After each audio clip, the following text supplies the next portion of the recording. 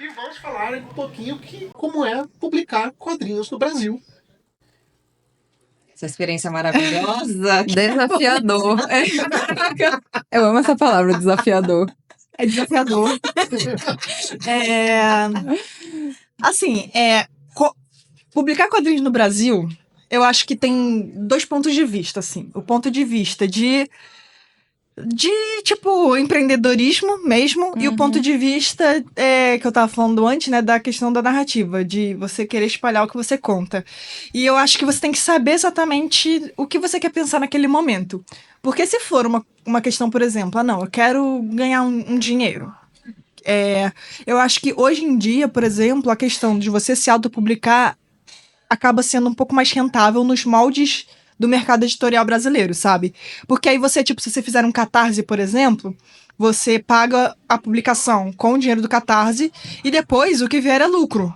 Então você acaba, sei lá, se o custo do livro custou R$8 e você vende por R$40, tipo, você tem uma margem muito boa de lucro, né? E todo aquele dinheiro vai pra você.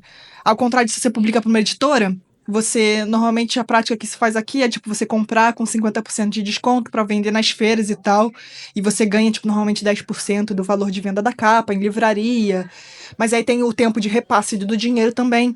Então, assim, você tem que pensar, beleza, eu quero ganhar dinheiro com essa publicação? É o caminho do independente, do autopublicação e tal. Agora, não, eu quero que minha história seja... As pessoas leiam, que a minha história seja lida por todo o Brasil, aí talvez vale a pena você procurar uma editora que tenha um alcance bom, assim, de distribuição e tal. Então, por exemplo, o Korenstein, que foi publicado primeiramente, eu tenho as duas experiências com o Korenstein, né? Ele foi publicado primeiramente como independente, com Catarse, eu fiz 2 Catarses até hoje, o primeiro foi com Korenstein 1, o outro com Korenstein 2. E eu sinto essa diferença, por exemplo, tipo, hoje em dia é muito doido, porque o trabalho de marketing da JBC também é muito bom, além da distribuição, né? E na época do lançamento, eles mandavam pra influenciador, eles têm um poder que eu não tenho esse poder, sabe? Então, e eu fiquei tão feliz do tipo, caraca, a minha história tá chegando em pessoas que eu não conheço, sabe? Que eu não tenho acesso só em feiras. Então, isso para mim, eu acho incrível. Então, e como, tipo, eu tenho meu trabalho em animação, que basicamente é o que paga as contas, atualmente, com as histórias que eu tenho para contar e que eu vou contar ainda, que eu ainda não contei, eu penso, eu quero que pessoas leiam essa história. Eu não tô preocupada tanto agora com o financeiro. Então, tipo, por exemplo, eu tenho trabalho aqui em São Paulo, tem o PROAC, que é um edital que você pode se inscrever, inclusive, no ano que vem. Talvez você possa, né? Acho que 2026 eu posso. Tem que ter 2 anos, dois anos de residência em São Paulo. Isso. Tá. E aí, tipo, se você tiver como comprovar 2 anos de residência, você pode se inscrever no PROAC. Eu escrevi um projeto, fiquei como suplente, não cheguei a ser... não tô na lista dos que vão receber o dinheiro, mas eu já fiquei muito feliz, assim, porque a nota foi boa e tal, fiquei toda feliz. E esse é um projeto que eu tenho certeza que ele tem que sair por editora. Porque é um projeto que tem que ser lido. Para mim, ele tem que ser lido pela maior quantidade de gente nos não sei quantos estados, não sei quantas cidades. Eu quero que a distribuição dele seja boa, sabe? Então, eu não quero não me interessa para esse projeto fazer uma autopublicação, sabe? Então, eu acho que é basicamente isso, assim, como é publicar quadrinhos no Brasil, sabe? Eu acho que o mais doido é que a gente não tem certeza nenhuma do retorno, assim, sabe? Porque, beleza, tu tá produzindo um produto físico, né? Que é o livro. Mas tu não sabe quem que vai ler, assim, sabe? Tipo, beleza. E aí eu acho que o trabalho, ele começa antes, né? Que é rede social, tipo, tá presente, enfim. E às vezes isso é muito cansativo. Eu acho que não é todo mundo que se adapta a esse perfil, né? De, tipo, tá o tempo todo online, tá o tempo todo publicando, tá o tempo todo... Mas, querendo ou não, é essa vitrine, né? Mas é muito difícil, assim, né? Tipo, viver só de quadrinhos, assim. Geralmente as pessoas, elas têm algum outro emprego, assim, ou pega fila de ilustração. Porque só, tipo, das suas publicações é bem complexo, assim. Ainda mais, até mesmo por editora, assim, que é isso, né? Essa porcentagem, 10% a média, assim, né? E normalmente não tem muito. Isso a gente ainda tá... A gente tem que aprender muito com o mercado literário, né? De prosa e tal. que existe a questão do adiantamento, ou então um pagamento pelo projeto e tal. Isso nos quadrinhos não é tão comum. Tipo, a galera chega e fala, você tem um trabalho pronto? Beleza, deixa eu analisar aqui. É raro. Você chega, tipo, e aí por isso que também eu fiquei muito feliz com o caso da Aline Zuvi, com o Pigmento, porque, tipo, o editor procurou ela e falou, eu quero um trabalho seu. Ai, foda. E aí, foi assim. Ela contou no lançamento dela que eu fui e tal. E foi assim, tipo, procurou ela, falou assim, eu quero um trabalho seu. Sabe? Me apresenta ideias. Eles foram trabalhando juntos. Isso é uma prática que acontece pouco. Mas assim, caraca, que bom que pelo menos uma amiga minha pôde ter esse processo. Com uma pessoa que eu conheço, né? Teve esse processo. Então, isso eu acho uma prática muito legal, sabe?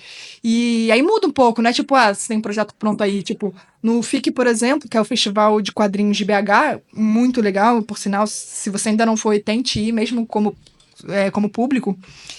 Teve a rodada de negócios e foi a primeira vez que eu participei. Explica como funciona. A rodada de negócios tem, tipo, várias mesas com editoras. E aí você seleciona as editoras que você quer conversar, isso previamente, né? Tipo, você se inscreve, aí você vê. Eles têm, tipo, uma breve descrição sobre como é que é esqueci a palavra. A identidade editorial, enfim, da editora. Aí você vê qual que você se identifica e tal, seleciona e marca, e eles marcam a conversa. E aí você vai lá e conversa. Eu preparei algumas páginas do meu projeto para levar. E também ensaiei, né? Tipo, usei que a gente tava falando no intervalo do meu lado teatral. Aí ensaiei bastante, assim, decorei tudo. Lógico que eu tava tremendo. Aí é aquilo, né? Tipo, eu sento na mesa da editora, assim, tremendo, horror. Não consigo falar nada. Exatamente. Exatamente. E aí eu sempre, tipo, isso eu aprendi muito com a faculdade de design, né? Que sempre quando você vai apresentar uma ideia pra alguém, você tem que dar um brinde, alguma coisa, sabe? Pra ele se lembrar. Tem que cativar, né? E no caso do meu, não foi nem um brinde útil, foi só como se fosse um brinde narrativo, assim, né? Tipo, eu entreguei um atestado médico. Porque o trabalho tem a ver com isso, né? E aí, um atestado médico, logicamente, que eu que criei. Meio falso, assim. Mas que, enfim, foi muito legal, porque assim que eu cheguei lá no pitching, né? Esse aqui eu acho que é o meu. Porque o meu não tem chantilly. E aí, obrigada. Eu cheguei no pitching, né? E aí entregava, tipo, o atestado e ninguém entendia nada, né? Porque eu fiz a diagramação todinha do atestado e tal. Aí ninguém entendendo nada, eu falava assim, espera um pouco que eu vou... Vamos conversar aqui. E aí você tem, tipo, sei lá, uns 10 minutinhos, 8 minutos. Eu lembro que era, tipo, uma coisa bem... Era meio quebrada, assim, sabe? Tipo, 8, 7. Era uma parada meio engraçada, assim. Aí você senta com a editora e aí apresenta a sua ideia e tal. E aí, enfim, tipo, elas falam o que elas estão procurando, se elas estão procurando trabalho inacabado, se elas não estão, assim, eles contam um pouco pra você ter noção da expectativa que você vai ter com aquilo também, sabe? Então, e foi muito bom, porque, tipo, eu pude conversar com algumas pessoas e, por mais que eu soubesse que eu ia sair dali sem ter um contrato assinado, eu sabia disso, não é isso que acontece, sabe?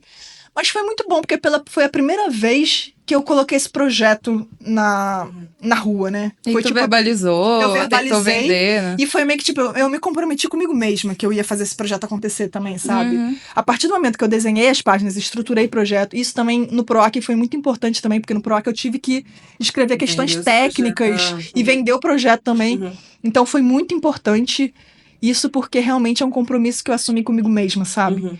Mas é basicamente isso, você não sai com um contrato assinado, mas você sai com, tipo, possíveis editoras interessadas, então... Você tem portas abertas. Portas abertas, exato. Que eventualmente você não teria. Exatamente. E aí você troca essa ideia, apresenta seu projeto. Eu acho que vale a pena participar, assim, porque é uma experiência muito legal, assim. É uma experiência que eu acho que a gente, como quadrinista e artista em geral, não tá acostumado. Mas, por exemplo, na animação é uma coisa que existe muito. Você fazer um pitching de um projeto, né?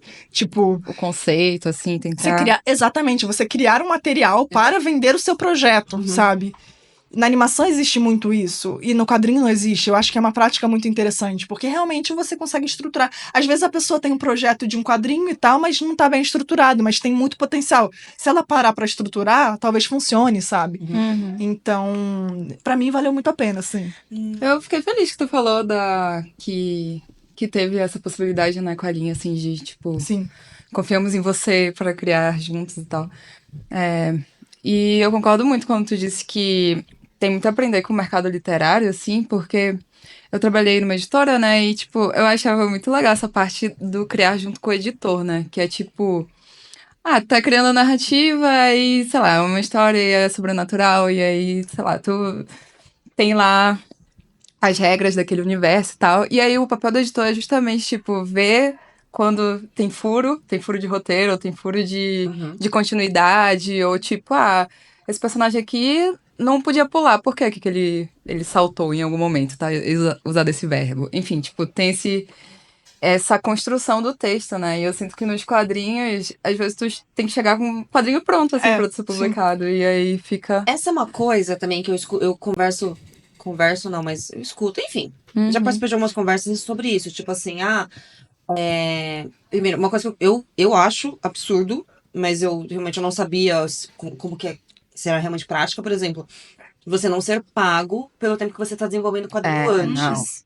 Não Você assim, cara, do que a pessoa vai viver, Isso, tá ligado? isso possibilita muito. Tipo, é trabalho, você fazer. cara, sabe? Sim. Aí eu fico pensando assim, tipo, aí vocês falando assim, que aprender muito com o mercado literário e tal, isso aqui.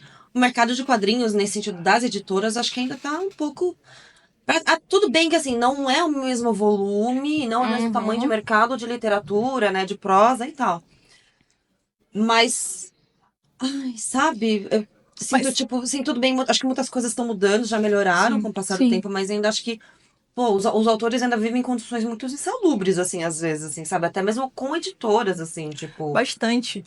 Mas eu acho que é isso que você falou. A gente tá engatinhando. Porque alguns anos atrás, por exemplo, quando você contava pra alguém qual é o papel de um editor de quadrinhos, basicamente o papel do editor de quadrinhos brasileiro era pegar material de fora e fazer adaptação, né? Tipo, editar o quadrinho, mas editar um trabalho pronto já. Então, o fato da gente...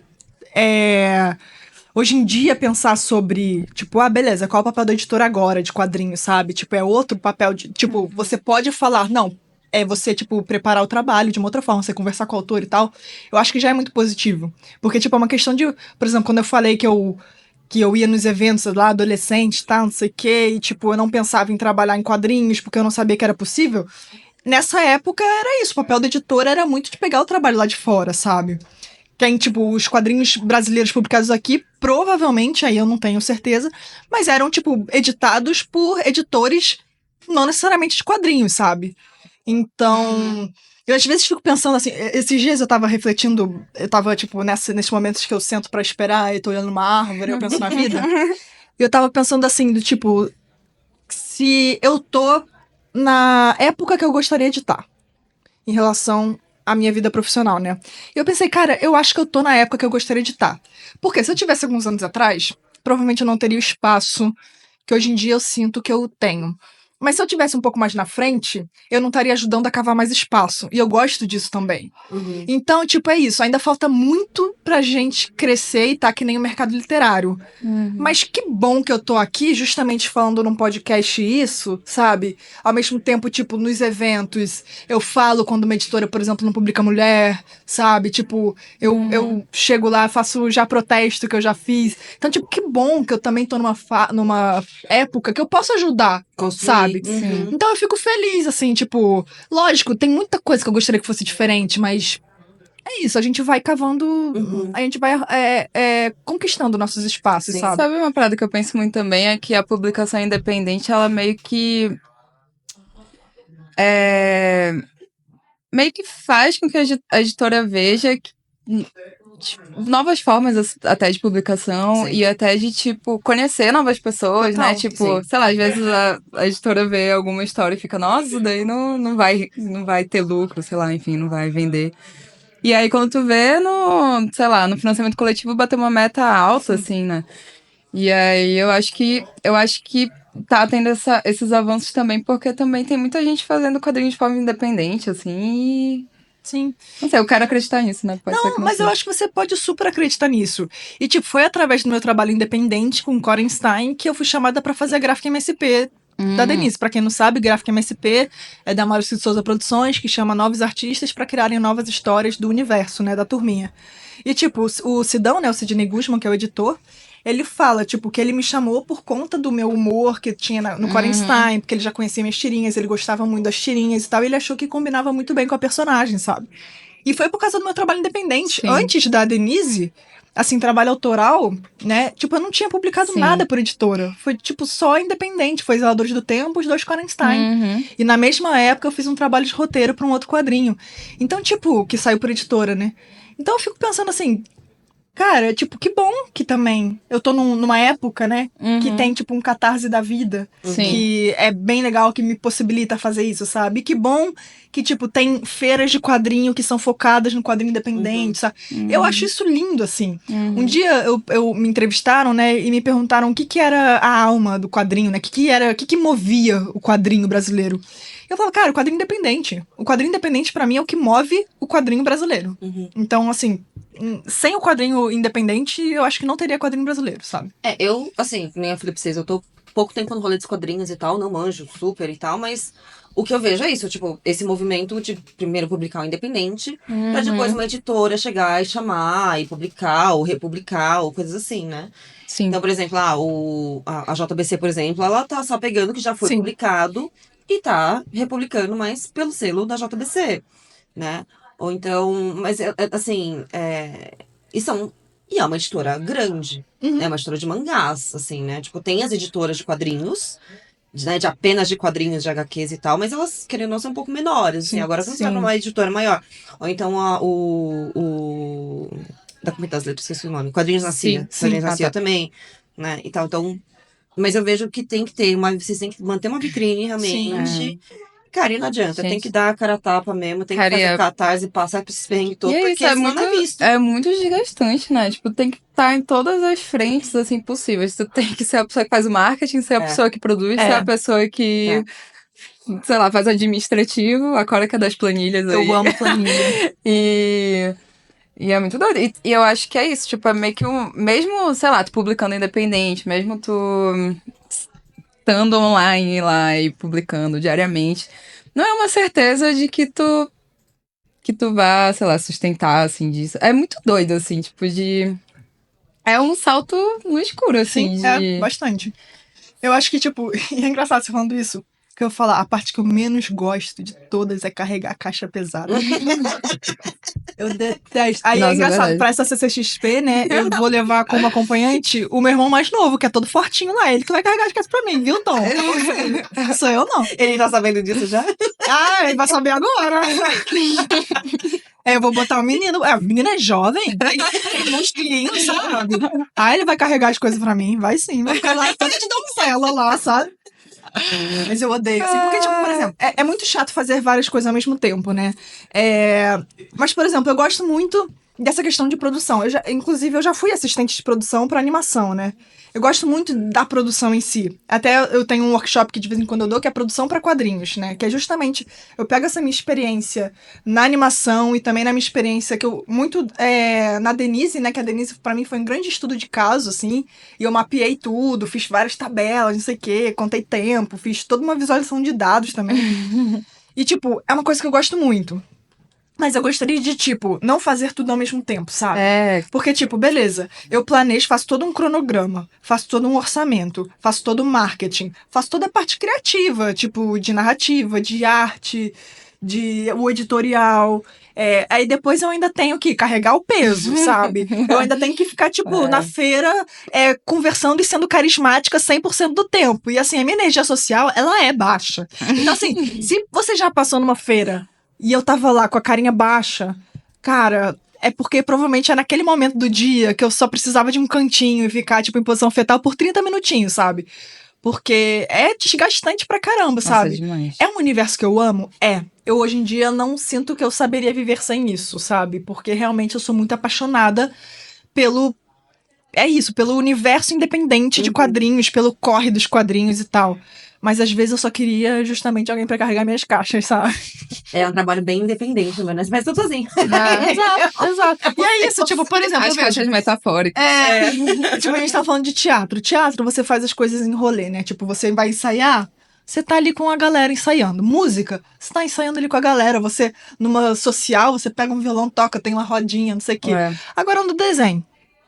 Tipo, você vai criar um roteiro. Sketchbook é você. Né? Que é um ensaio. Você vai criar roteiro, é você e o teu método ali de ir no computador ou no papel. É você. Uhum. Tipo, Às vezes, cara, tipo, isso é uma solidão. A gente tava falando de eu gostar de ficar sozinha e tal.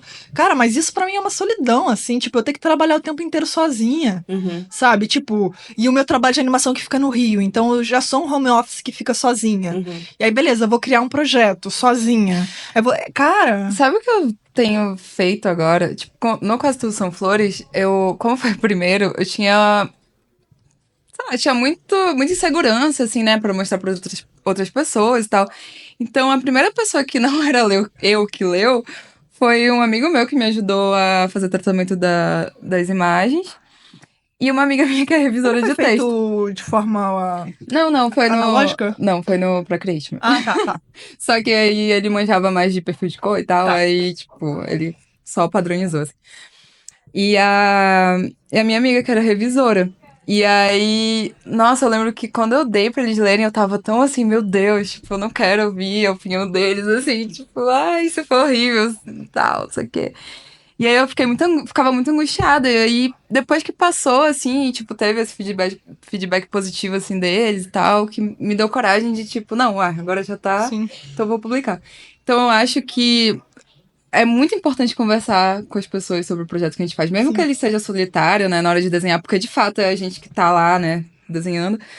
Mas, tipo, conversar sobre faz bem pro projeto, assim, porque tu vê como é que tu se expressa falando dele, e às vezes tem colaborações muito preciosas, assim, né? Tipo, eu tenho tentado, assim, tipo, quando vem uma ideia eu falo, não. Aí eu tenho aquelas pessoas com quem eu sempre falo, assim. Tipo, o Pablito é uma delas, eu sempre falo. Mando pra ele assim, olha. Você falar disso foi engraçado, porque quando eu fui pra Manaus, né? No avião de Manaus, eu comecei a imaginar, tipo, uma ideia assim. Só que assim, eu gosto muito de fazer humor, né? E aí. Eu cheguei e eu vou pirando nas coisas, é aquilo, vou dando umas risadinhas no avião e tal. Aí no primeiro almoço que a gente teve ali, o Rafa Calça tava. E aí eu cheguei pra ele. O Rafa Calça, pra quem não sabe, fez o Jeremias do. Ele é roteirista da MSP, né? E aí, eu tava conversando com ele e falei assim, Rafa, posso dividir com você aqui uma ideia? Aí eu dividi, cara, o Rafa começou a viajar na ideia também. Aí cara, e é muito engraçado, porque a gente conversando, o projeto foi pra outro lugar, e a gente rindo pra caramba falando daquilo, e ele rindo pra caramba. E aí eu falei, caraca, isso é muito maneiro, sabe? Tipo, não precisa ser solitário, assim, né? Tipo, essa parte da criação e tal. Deixa eu...